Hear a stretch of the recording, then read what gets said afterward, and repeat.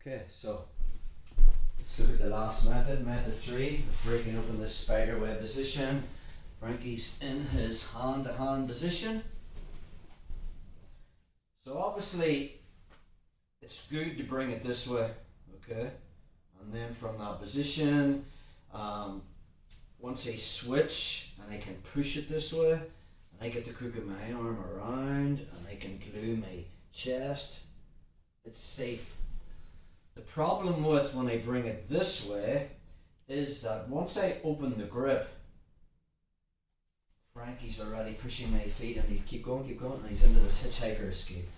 Now we've already shown you how to counter that, but it just means I'd have to do more if I mess up. So let's look at 2 scenarios. 1, he doesn't do it, and 2, he does it. Okay, so we're here. So the good thing is about method 3 is I don't have to change my hand configuration. Okay, so my right arm's controlling his right arm. I've got the grip. If Frankie decides to try to get a better grip, I just take it away and cover the wrist, which we covered in the first method. If he tries to grab again, I'm back into my move.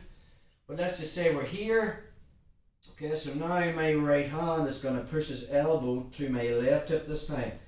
As my left hand pushes his wrist towards my right.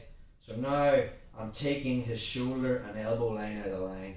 Once I'm in that position, I put the crook of my arm around his wrist, grab my bicep, and now I grab this. Now this time I'm leaning to my left.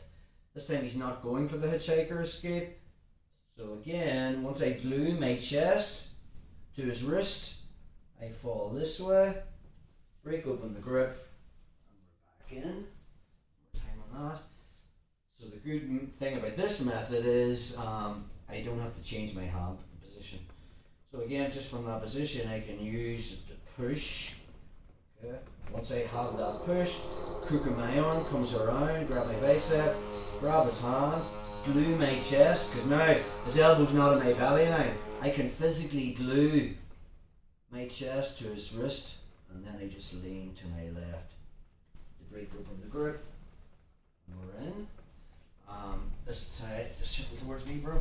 This time, he's going for the hitchhiker escape, which will be the go-to escape once his hand's open. So again, we're in our position. As I start to push his elbow towards my hip, I get the crook of my arm around his arm, get my grip on the bicep, make that, I've glued. The second I start to put pressure on this, Frankie now let's go and push us. So now I've already covered that, I bring my legs to the far side. Okay, and now, as long as I control the thumb, I have the tap.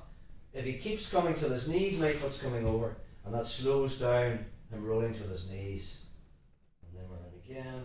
Let's just get another angle on that one, bro. So, just keep turning, perfect. Nice. So we're here. So method 3 is, this time my right hand pushes it towards my left hip. I get the crook of my arm around his arm, find my bicep, get the control of the wrist. Now his elbow isn't in my belly, which means I can glue his wrist to my chest. I'm falling to my left, but as I break open the grip, Frankie's already pushing my legs. 2 legs come over and come to the far side, and I pinch with my knees. We already have covered this, and now I'm bringing his little finger over my leg.